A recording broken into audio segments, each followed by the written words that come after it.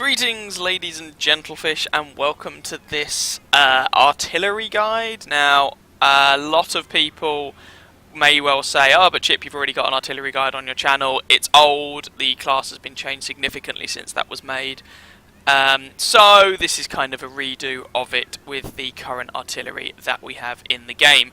Now, artillery is one of the more controversial classes in the game. There are a lot of people who say that it shouldn't be in the game, blah blah blah blah blah. The purposes of this video is not to discuss the various controversies surrounding the class. It's just to give people who are new to the class a flavour for what it might be like and whether or not they want to play it or not.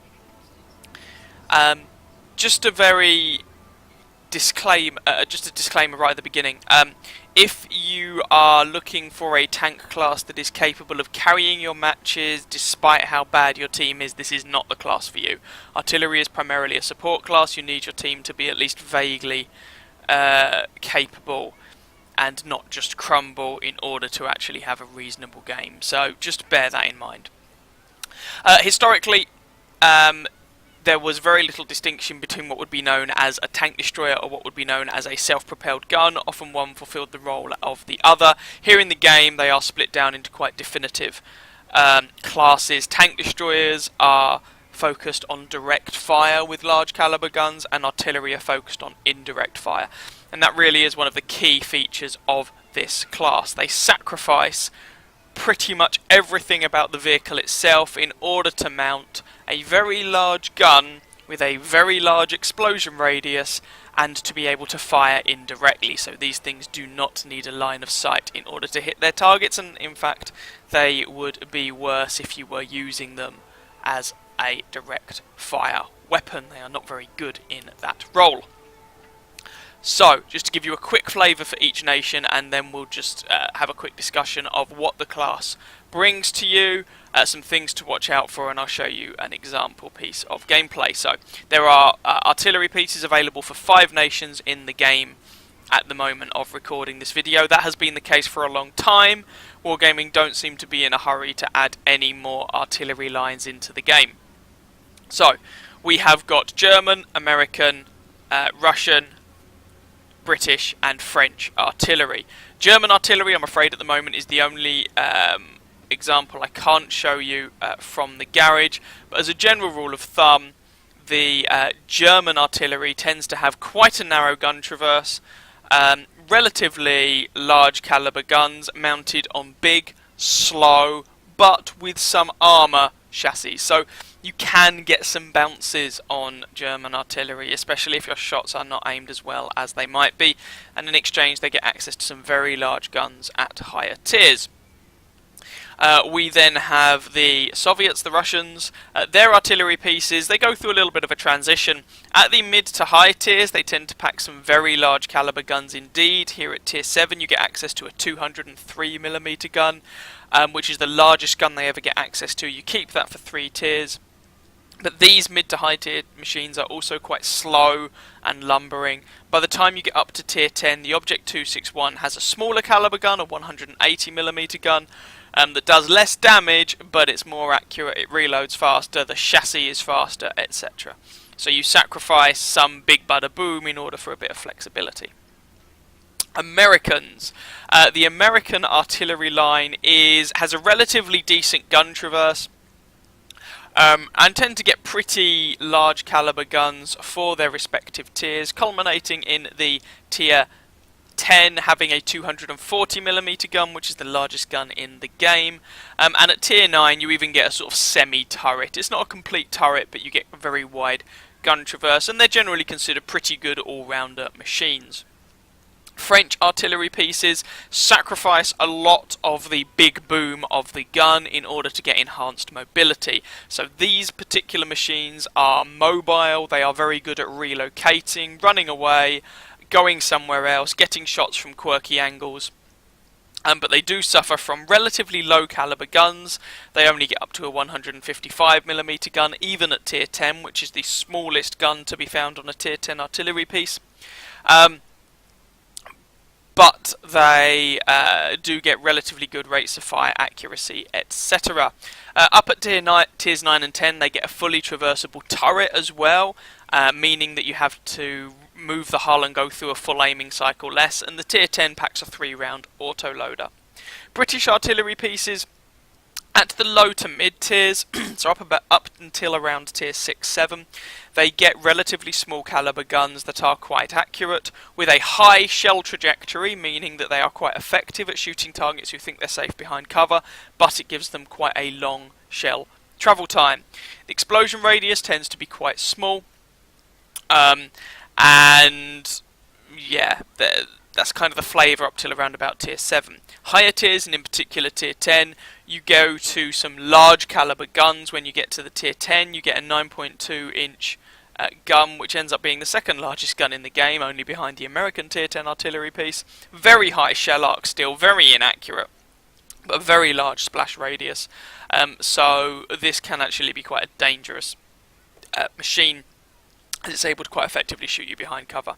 The other thing I should probably note, just quickly going back about the French artillery piece, I mentioned the high shell arcs of the British. The French have the opposite problem. They have very flat shell trajectories, which means that the shell travel time is actually quite quick, but the terrain really gets in your way quite a lot, so that's worth bearing in mind. So artillery in general, what is it that you get? Well, they are a support class. So if we have a look, for example, at an artillery piece gun, these guns tend to fire exclusively high explosive. High explosive here on the French artillery, American, I don't have an example of German, there's a Russian, various varieties of high explosive. So if we just take an example of a typical artillery gun, we can see we get a relatively low rate of fire, only 2 rounds per minute in this particular case. That is of course base.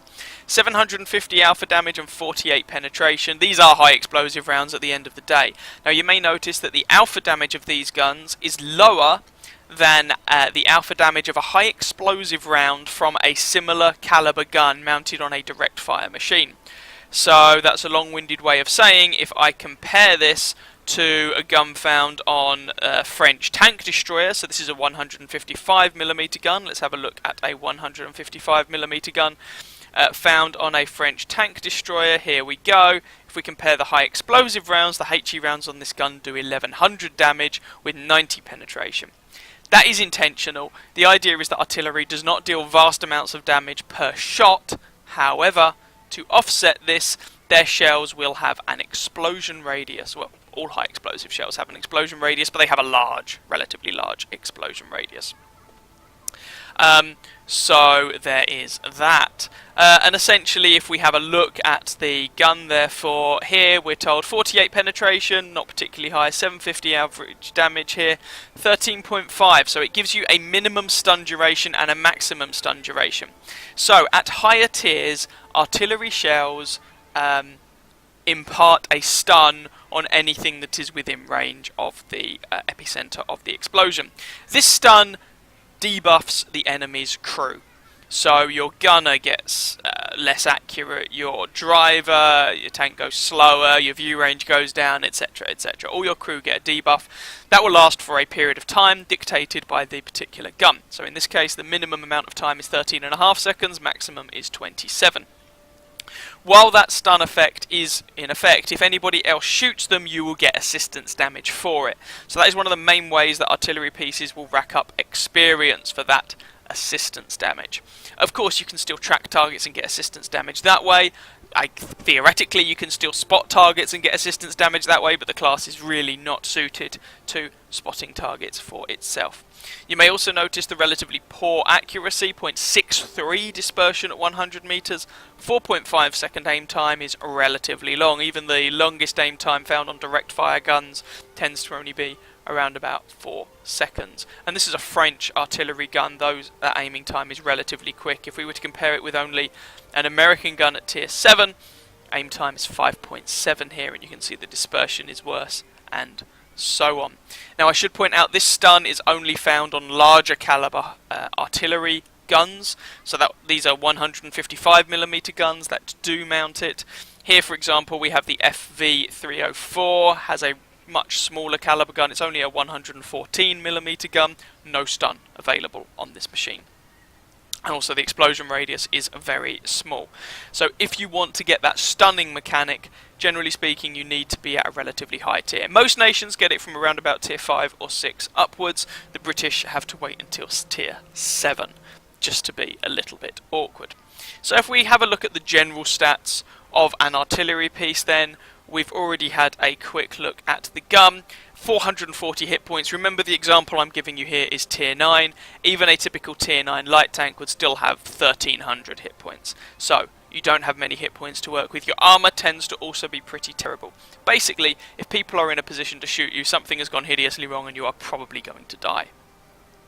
Mobility, this is variable. The French ones tend to be the most mobile, so you can see this thing has a power to weight ratio that wouldn't be out of place on a medium tank. Sometimes they're much slower, so that is quite variable. Concealment, your camouflage ratings tend to be reasonably good, though, I mean, still it does vary a little bit, but you do really rely on your camouflage to not die. Spotting, I mean, the base view range on this tank is pretty terrible. Base view range of 270 meters. It's generally not worth bothering trying to spot your own targets. It will, generally speaking, go very wrong. Just a couple of quick things to know, and then I will show you some gameplay. So when you play your artillery, generally speaking, you are trying to get those stuns onto the enemy tanks to debuff them, to do some damage, sure, but you will probably find that your raw damage output is not the main source of your experience. You should also watch out for enemy artillery shells that appear when you fire a high explosive shell. You can physically see the tracer, and you'll see an example of that in the replay that I've got to show you. Also, just before we get into the game, it is worth quickly noting that with artillery, whereas with most tanks, if you press the shift key, you go straight into sniper mode. In artillery, instead of going into sniper mode, you get a top-down view of the battlefield, and you can move yourself around on that view in order to shoot people. There is a line coming out from your tank that will turn red when there is an obstacle blocking your shell, and it will be green otherwise. You can also change that view to be a view along the trajectory of the shell by pressing the G key.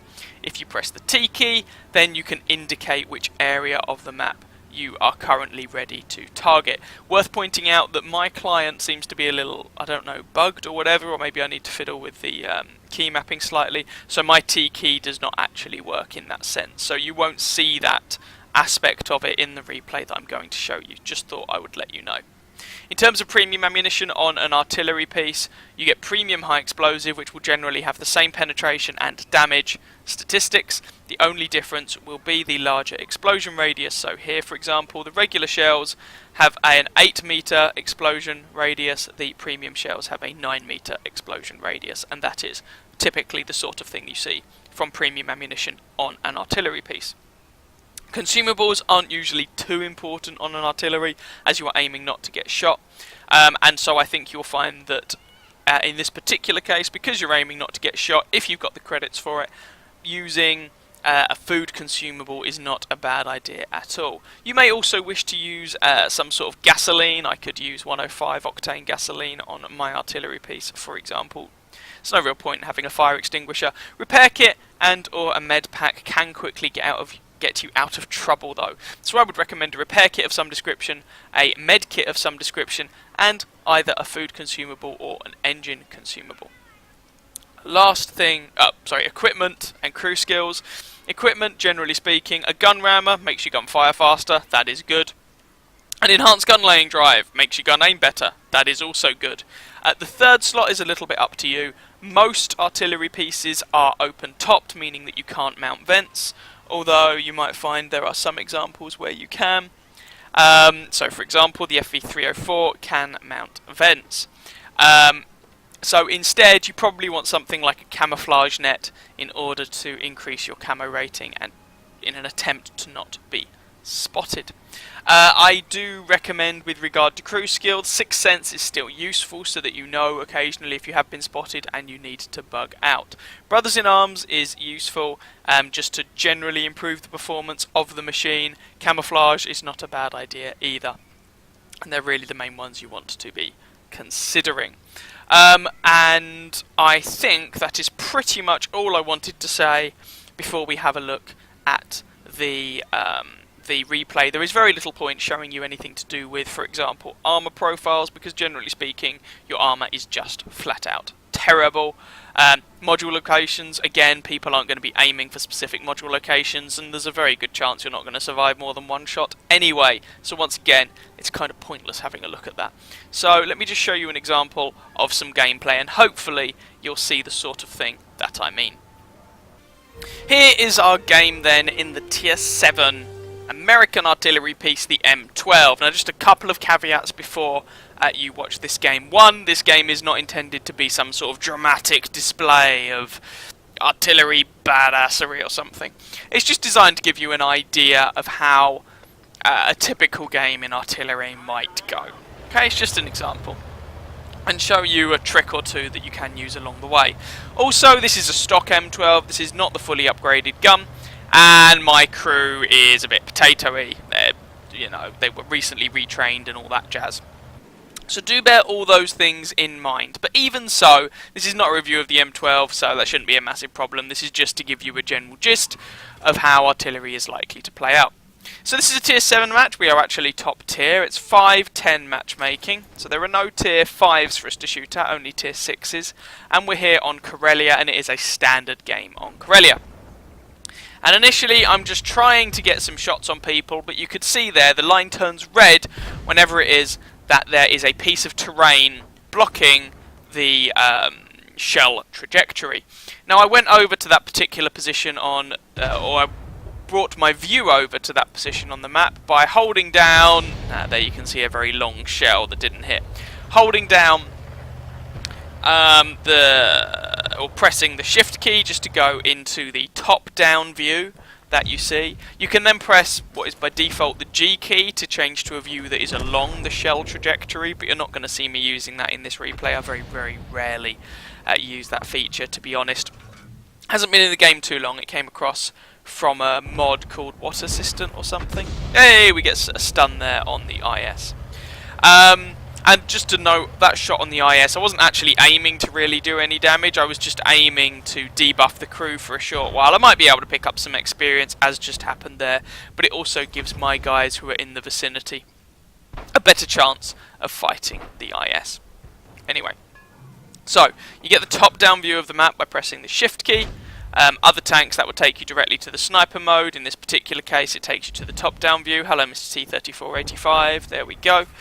And and then you can move yourself around on the in the top-down view by just moving your mouse, or alternatively, you can hold down Control, move the mouse, and right-click on a particular location that you want to take the camera to, and then you can just quickly flip the camera over to that position, and you'll see me do that as well. Just bear in mind, if you let the tank slew round as well, you are still going to have to go through the whole aiming cycle again and all of that jazz. So do bear that in mind. And you also saw on that IS when we stunned him that the shell didn't actually directly hit him. There is an explosion radius on your shell, and if you are far enough away, you may not even take any hit point damage from the shell itself, but you may still get stunned. So there is that. Scoreline is 5-4 at the moment in this game, and I haven't really done much in the way of, well, anything really. We've managed to get, we got a stun on the IS, and we managed to pick up a killing shot on that T-34-85. Not saying that that's not useful, I'm just saying it hasn't exactly been the most thrilling game in the world. But this is artillery gameplay. If this sort of gameplay looks hideously boring to you, don't play artillery. If this sort of gameplay looks rip-roaring to you, then go for it, I guess. T-71DA has been spotted out. Gonna take a punt, but no joy. You can see I am moving between shots just a little bit. You could relocate considerably more, of course, but I'm just trying to avoid the admittedly now uncommon occurrence of people counter-battery firing. However, we are going to see an example of counter-battery fire later on. Situationally, it can be useful, but most of the time, to be honest, with artillery being as inaccurate as it is and not capable of doing as much damage as it is, there, or as it used to be, then a lot of the time it's not really worth your while as an artillery player trying to counter battery. You are better trying to, for example, focus down or support your team against top tier heavies, for as I'm doing with this IS. So again, I'm not really expecting to pick up any damage from this shot, but well, never mind, he pulled the other way. But I was hoping for maybe a bit of stunning, really.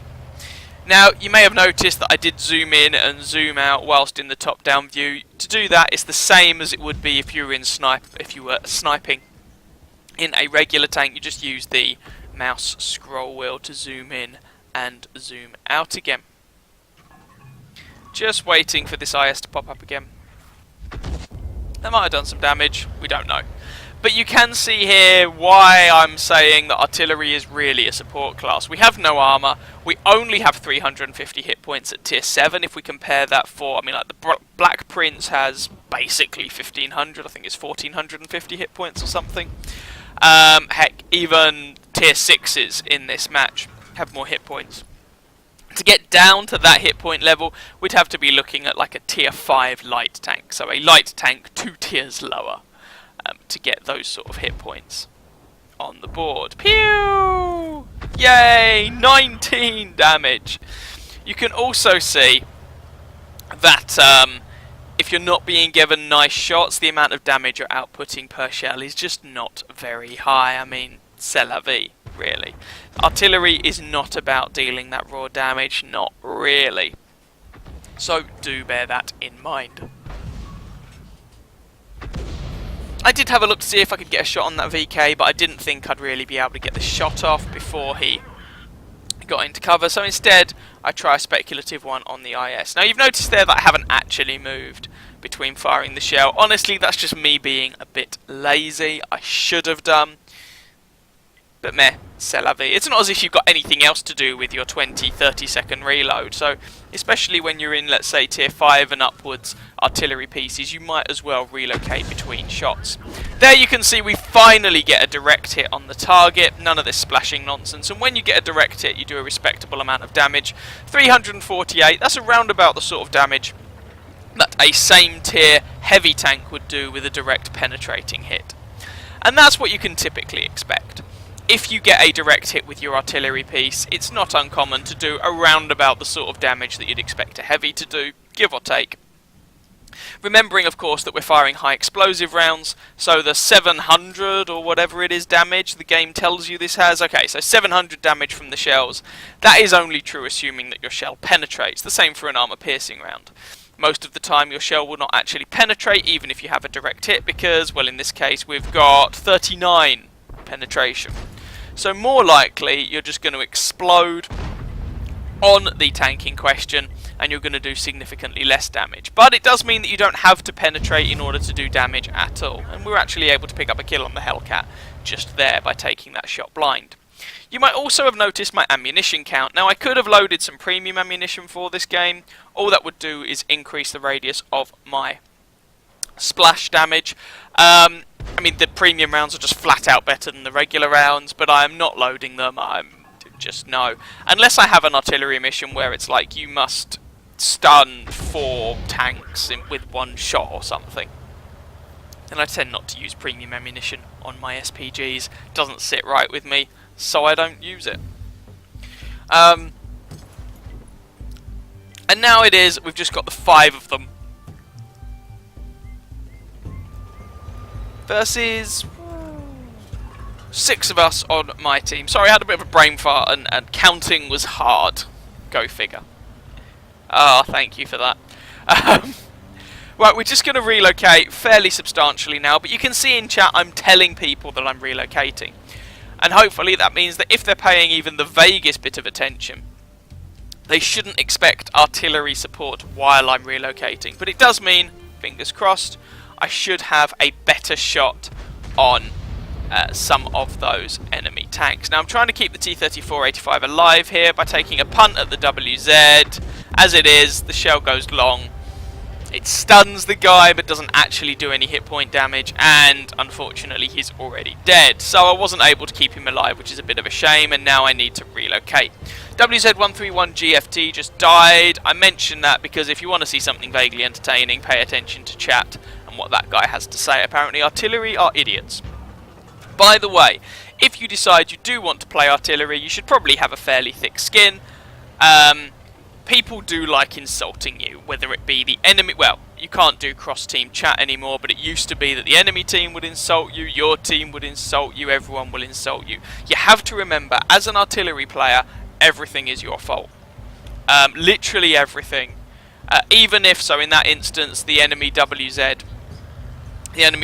was quite angry at artillery for not supporting him, and he tells me to, well, go to bed. I'm not really sure what he's getting at there, but never mind. Despite the fact that what I was trying to do was keep a friendly tank alive on the other flank, I mean, but no, the entire game is clearly about him. That's obviously how it goes, but there we are. So, just bear that in mind. People online are often turn into obnoxious pillocks, and that effect is just made worse in PvP games, and then within PvP games there tend to be certain classes or characters you play that make that worse again, and artillery in World of Tanks is that one. The VK here unfortunately drops down into the ravine, so I cannot get shots here. So instead I'm going to pull forwards with the intention of shotgutting?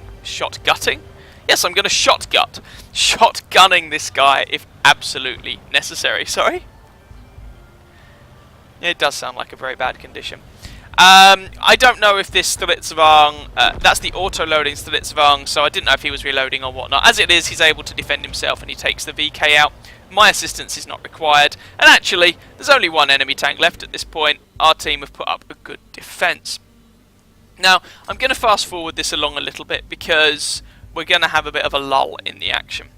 I am waiting really for our team to go and actually do a little bit of spotting, but as it is, and you see the WZ really takes issue with my existence, but there we go, never mind.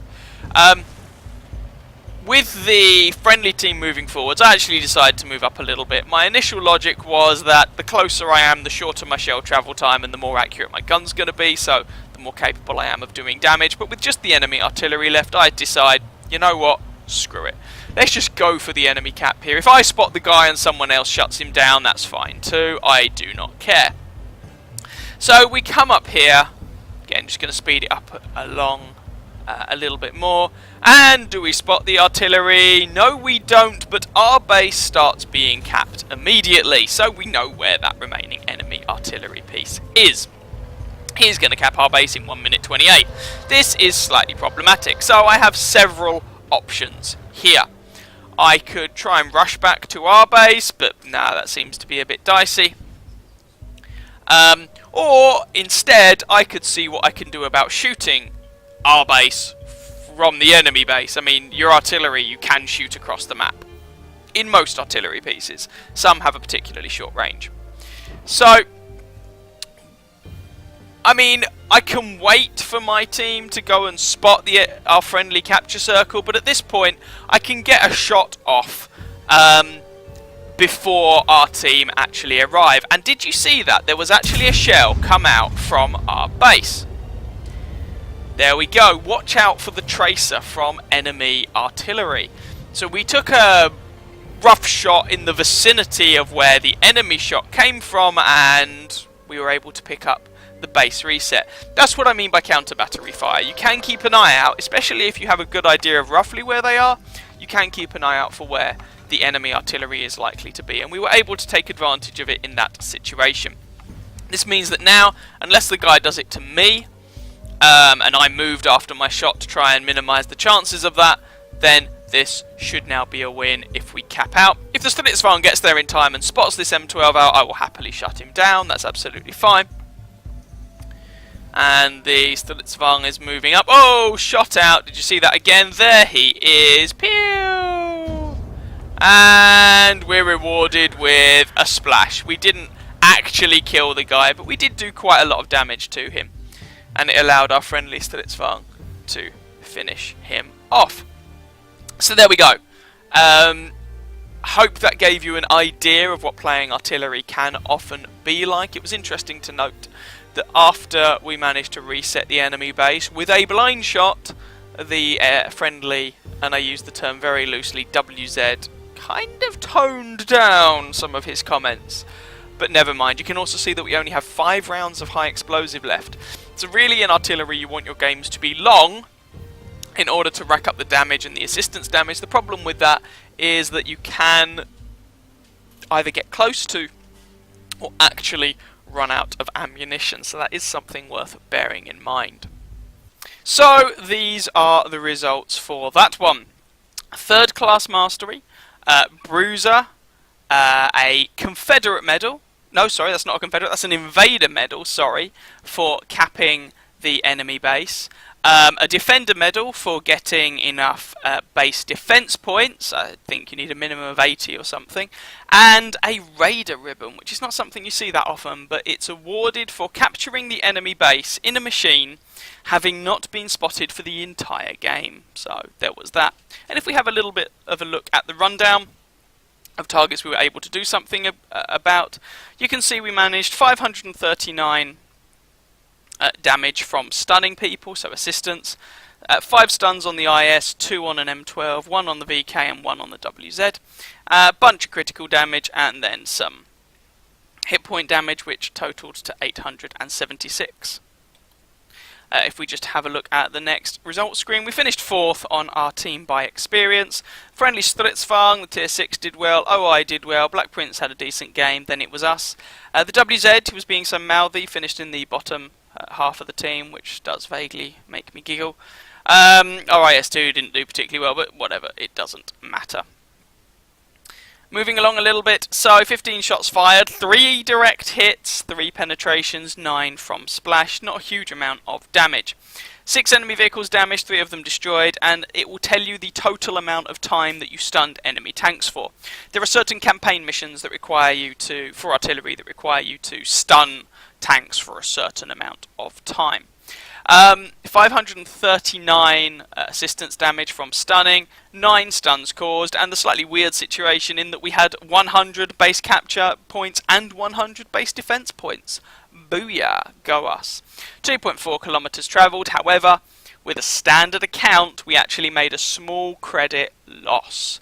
So artillery is not a particularly profitable class to play. You're not spotting for yourself, basically. And your shells are not the cheapest in the world. So do bear those things in mind. So just a quick finishing few thoughts about artillery in the game then, from the perspective of a new player. I would not recommend you start off in this class because there are many aspects of the game that, as an artillery player, you essentially ignore. The core mechanic of the, well, not really a mechanic, but the core aim of the game is to do damage to your opponent without taking damage yourself.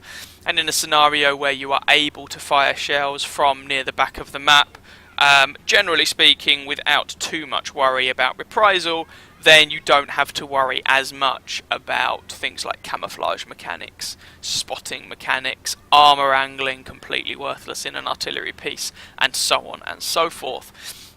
So it's not a particularly good class to learn the game from in that perspective. As I mentioned also earlier on, it also is a class that struggles to hard carry games.